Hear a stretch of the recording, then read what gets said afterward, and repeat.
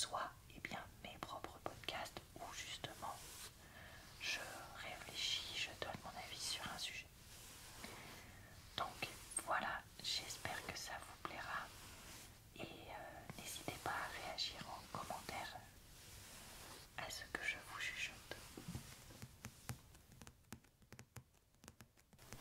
Je réfléchissais le week-end dernier au prix de la vie et allez savoir pourquoi ça m'a fait penser au partenariat et tout ça. Et aussi par rapport à une chaîne YouTube que je regarde, mais j'y reviendrai. Et du coup j'avais envie de parler de ça aujourd'hui avec vous. J'avais envie de parler un peu argent YouTube, partenariat et tout ça, et mon opinion dessus. Alors, je vais structurer en différents points parce que sinon je sens que ce podcast va devenir n'importe quoi. Premier point, est-ce que j'ai déjà reçu des demandes ou des propositions pour faire des partenariats? Eh bien oui, contrairement à ce qu'on pourrait penser, même si j'ai une toute petite chaîne, ça m'est déjà arrivé. Alors j'ai une boîte de...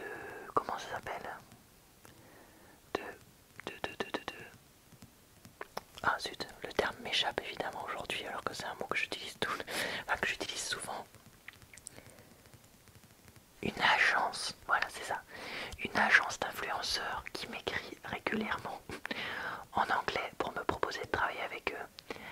Alors, pour ceux qui ne le sauraient pas, une agence d'influenceurs, c'est une entreprise qui prend une commission sur vos revenus liés à l'influence, donc que ce soit YouTube, Instagram, Twitch ou je ne sais quoi. Et en échange, il vous aide à trouver des partenariats, il vous aide à négocier des contrats, il vous aide à faire éventuellement des collaborations avec d'autres personnes ou avec des marques. Vous pouvez avoir aussi une équipe d'avocats si jamais il y a besoin, etc. Donc moi, vu la taille de ma chaîne, je ne suis absolument pas intéressée par une agence parce que ça n'aurait aucun intérêt pour moi. Donc, et je ne souhaite pas faire de ma chaîne mon métier. Donc voilà. Du coup, ça clairement, je ne réponds pas. On m'avait proposé aussi une fois une box ASMR, mais je n'ai jamais donné suite parce que... Alors ça par contre, pardon, on me l'avait proposé en gifting, donc en cadeau. Donc voilà, de recevoir gratuitement ça pour promouvoir, pour montrer ce qu'il y avait dedans et promouvoir ce service. Service qui je crois n'existait plus puisque les influenceurs ASMR on se débrouille autrement pour trouver des produits. Et les autres, je ne vois pas trop l'intérêt en tant que personne lambda de prendre des produits comme ça. Donc j'avais pas donné suite. J'avais une fois quelqu'un qui m'avait proposé de recevoir un livre. Et ça je voulais donner suite. Mais j'ai oublié. Et du coup le temps que je donne suite, j'ai pas eu de réponse. Donc je pense que la personne n'était plus intéressée. Qu'est-ce que j'ai eu? Alors, je crois, et j'ai eu aussi quelques fois des produits très dropshipping, c'est-à-dire des personnes qui achètent en gros sur des sites chinois comme AliExpress, Temu, etc. et qui revendent plus cher les produits. Donc ça, on m'a proposé quelques fois de recevoir des choses comme ça. Donc tout ça, c'est des choses que je n'ai jamais fait. Deuxième point, est-ce que j'ai déjà accepté quand même du gifting? Et bien la réponse est oui. Alors une fois j'avais accepté de recevoir des crèmes pour le corps. Je vous en avais fait une vidéo d'ailleurs et ça s'était très bien passé. Une autre fois j'avais accepté de recevoir des bijoux et finalement ça s'est jamais fait parce que en fait j'étais pas assez rapide à répondre et l'autre personne était aussi occupée, donc voilà. On entend mon chat qui couine derrière, je sais pas si vous entendez quelque chose.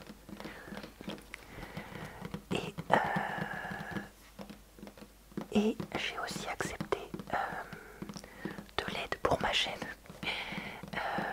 Je vous l'ai mis plein de fois dans ma barre d'infos, mais j'avais une abonnée qui m'avait aidé pour faire mon logo pour ma chaîne et faire quelques miniatures. J'ai une autre abonnée aussi qui m'avait proposé de l'aide, mais ça s'est pas encore fait. Peut-être que ça finira par se faire un jour, je sais pas. Mais voilà. Donc ça, c'est des choses qui se sont plus ou moins faites. Et pour moi, la grande question qui vient après, c'est: serais-je intéressée pour en faire d'autres? Alors, avant de parler de ça, je voudrais aborder un troisième point. Qu'est-ce que je gagne de la monétisation de ma chaîne? C'est un point que j'ai déjà abordé plusieurs fois, mais qui ferait pas de mal de réaborder. En fait, avec ma chaîne, comme je peux la monétiser vu que j'ai un certain nombre d'abonnés et de vues, je peux donc placer des publicités sur mes vidéos. Comme ce sont des vidéos ASMR, je place le minimum de publicité. C'est-à-dire que j'en place uniquement au début de la vidéo. Ce qui fait que contrairement à des vidéos de gros youtubeurs, youtubeuses ou de personnes qui cherchent à en vivre, je gagne beaucoup moins d'argent. En fait, en gros, comme je place qu'une session de pub, je gagne moins d'argent que des personnes qui en placent 2 voire 3. Souvent c'est au début, en milieu et en fin de vidéo. Donc voilà.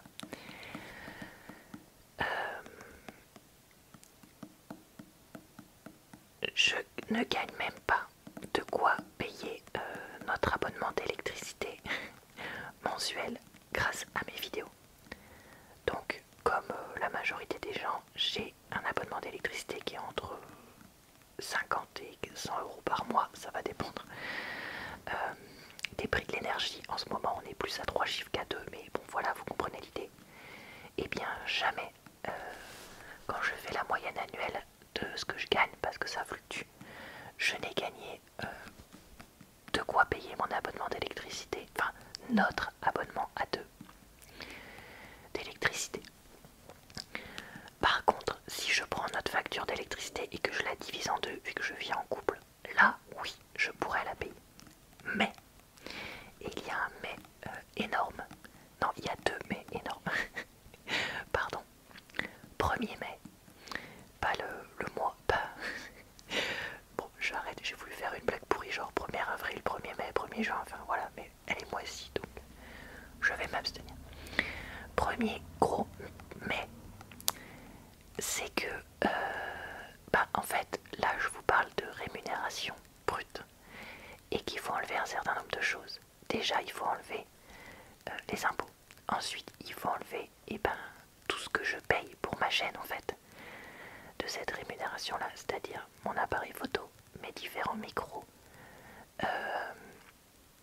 et plein de petits objets que j'achète pour ma chaîne de temps en temps qui font des grosses sommes. Et comme je vous dis, je gagne peu. Donc, écoutez, en fait, de temps en temps, je vais acheter un gros truc, si je peux dire ça, comme par exemple mon micro qui coûtait... Mon micro Sennheiser, il coûtait 330 euros, si je dis pas de bêtises. Imaginez, c'est quasiment...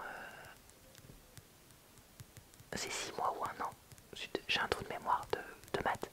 Mais bref, c'est de nombreux mois de revenus qui sont partis dedans et pendant lesquels je ne peux rien acheter. En plus, je garde aussi une partie de cet argent pour payer justement une partie de ma facture d'électricité, parce que à cause de moi et du fait que je charge très souvent mes batteries d'appareil photo, que mon PC tourne beaucoup et fort en montage, etc. Et nos factures d'électricité sont supérieures à ce qu'elles devraient être. Donc bref, en fait, en vrai, est-ce que j'ai de quoi payer même ma part de la facture d'électricité? Je suis même pas sûre si je soustrais tout ça. Et aussi, et j'ai aucune honte de le dire, je me garde un petit peu de sous de ce montant-là pour me payer un petit truc chaque année pour que ça vient au deuxième gros point, mais en fait cette rémunération, elle se fait, donc cette rémunération de pas grand chose, hein, d'accord, elle se fait en fait pour des heures et des heures et des heures de travail. C'est-à-dire que j'ai fait le choix de sortir une vidéo par jour si je prends ma chaîne principale et ma chaîne secondaire. Et filmer ces vidéos, bien que je fasse pas des trucs de foufou. Monter ces vidéos, bien que j'utilise pas un logiciel de foufou. Les mettre en ligne, faire la barre d'infos, répondre à vos commentaires, chercher des idées. Ben en fait tout ça c'est facile, 20 heures de travail par semaine, voire plus. Et donc ben en fait ça ne vaut pas du tout le coup financièrement si vous faites ça pour gagner de l'argent et que vous êtes dans une situation d'une chaîne comme la mienne. Laissez tomber, faites quelques heures sup au boulot si vous pouvez, vous gagnerez 1000 fois mieux votre vie. Donc en fait, oui, on ne gagne vraiment pas grand chose sur YouTube. 97% des personnes ne gagnent rien ou 3 fois rien. Et après, bah, on a les 2 ou 3% de vrais influenceurs et influenceuses qui, eux, gagnent plus ou moins très bien leur vie. Donc on peut gagner sa vie correctement ou que ça corresponde à un temps partiel si on a une chaîne moyenne. Quand je dis moyenne, je pense à des personnes qui ont 30 à 50 000 abonnés, voire gagner un SMIC si on est un peu plus, voire gagner beaucoup plus pour les très très grosses chaînes.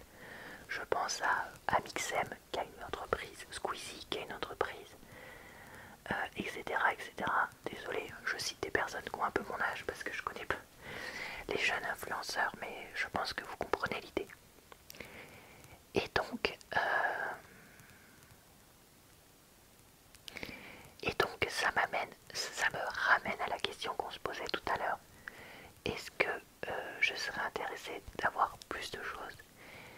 Eh bien, oui. Pour répondre à ce quatrième point, oui, si je pouvais, je ferais plus de choses rémunérées sur ma chaîne. Je vais pas mentir et prétendre le contraire. La réponse est 1000 fois oui. Alors pour ça, il y a deux choses que si je le pouvais, je ferais.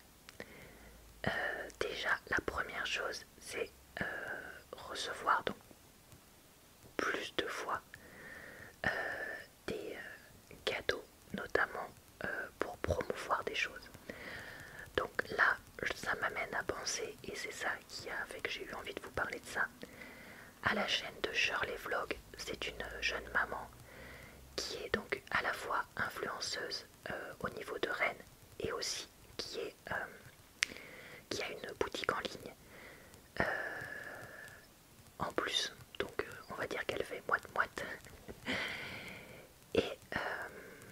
Et en fait, elle, il y a peu de temps, elle a proposé à ses abonnés qui avaient donc des small business, donc des petites entreprises, si il ou elle était intéressé, de lui envoyer quelques produits pour qu'elle puisse justement les mettre en avant sur sa chaîne.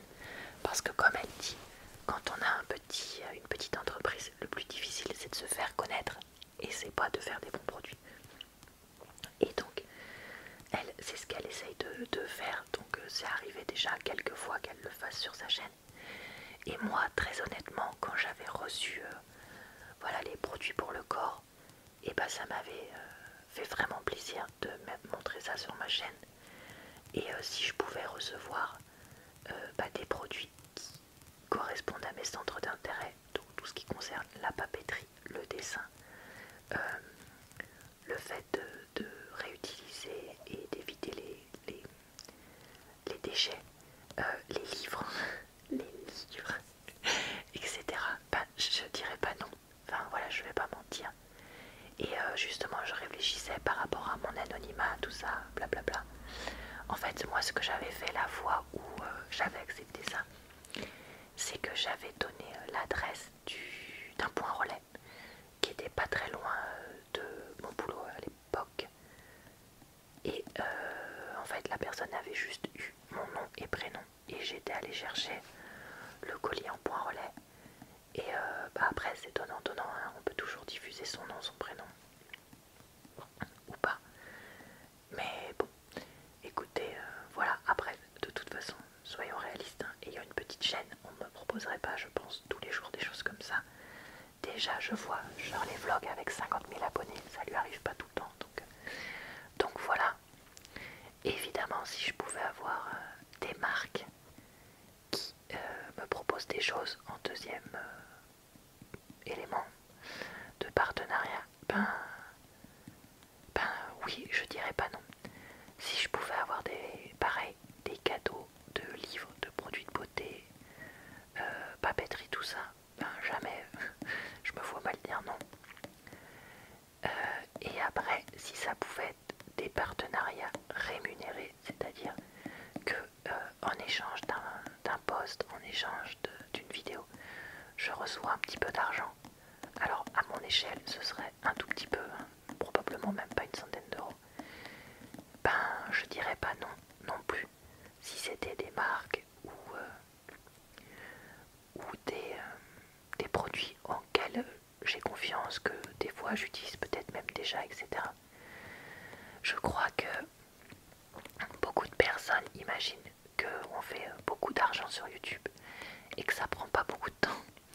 Et donc ont du mal encore, même si ça va beaucoup mieux, à comprendre justement que certaines personnes fassent des partenariats. Mais moi, si je pouvais avoir un partenariat avec des marques, genre je prends des choses que je vois sur internet, mais genre HelloFresh, recevoir un livre ou être même payé pour parler d'un livre, etc. Ben, je me verrais mal dire non. Par les temps qui courent, le prix de la vie qui augmente, etc. Quand je vois ce que je donne pour ma chaîne, et c'est fait avec le cœur, hein, c'est pas le problème. Mais voilà, si je pouvais avoir une petite rétribution supplémentaire, ben oui, je dirais pas non. Alors je sais pas ce que vous pensez de tout ce que je viens de vous dire. Est-ce que vous imaginiez que c'était aussi peu ce que je récupérais avec 7 vidéos par semaine, je ne sais pas. Est-ce que vous comprenez que si je pouvais, je serais prête à avoir un peu plus de... gagner un peu plus de sous avec ce que je fais, je ne sais pas. Mais voilà, je voulais quand même évoquer tout ça avec vous et vous en parler. Après, le dernier point, le 5e point, c'est suis-je prête à tout pour gagner plus de sous? Eh bien la réponse est non. En fait, j'ai déjà répondu au début, au final. Pourquoi? Ben parce que tout simplement, je n'ai pas accepté les partenariats et foireux, si vous me passez l'expression, qu'on m'a proposé. Dans le sens où, voilà, faire des partenariats à tout prix, ben non. Je me vois pas le faire actuellement parce que j'ai la chance d'être dans une position financière où je peux m'en passer. Après, je me dis, imaginons, je serais très raide financièrement à un moment ou même sur le long terme, peu importe la raison. Et si j'ai Temu ou AliExpress qui me propose un partenariat, sachant que ça correspond pas forcément à mes valeurs, parce que c'est des produits qui promeuvent, des sites qui promeuvent la surconsommation et l'exploitation de certaines ethnies dans les pays où sont fabriqués les produits. Je me suis rendu compte que j'avais oublié de dire quelque chose, donc je fais un petit PS avant de conclure. Si je fais cette vidéo, ce n'est pas, mais alors pas du tout, pour qu'on me contacte en me disant bah oui, vu que tu as demandé à ce que des petites entreprises te contactent, voilà, moi j'en ai une, bah du coup je te contacte. Ce n'est pas du tout un cri genre bah alors pourquoi vous le faites pas, etc. C'est vraiment si jamais ça m'arrivait, oui je le ferais, mais ce n'est pas une demande pour qu'on me contacte, que ce soit une entreprise petite, moyenne ou que sais-je.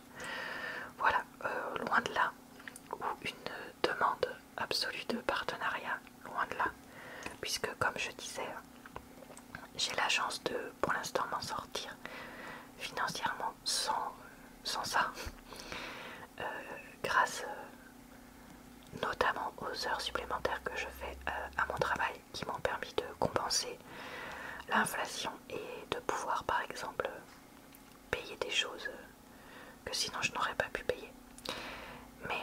Mais voilà, donc je tenais quand même à le redire parce que je me suis dit, mais dis donc Laura, ils vont croire que tu demandes alors que en fait c'est pas le cas. Donc voilà, je ne demande rien. J'explique juste ce qui se passerait si je le faisais. Si je l'avais, pardon.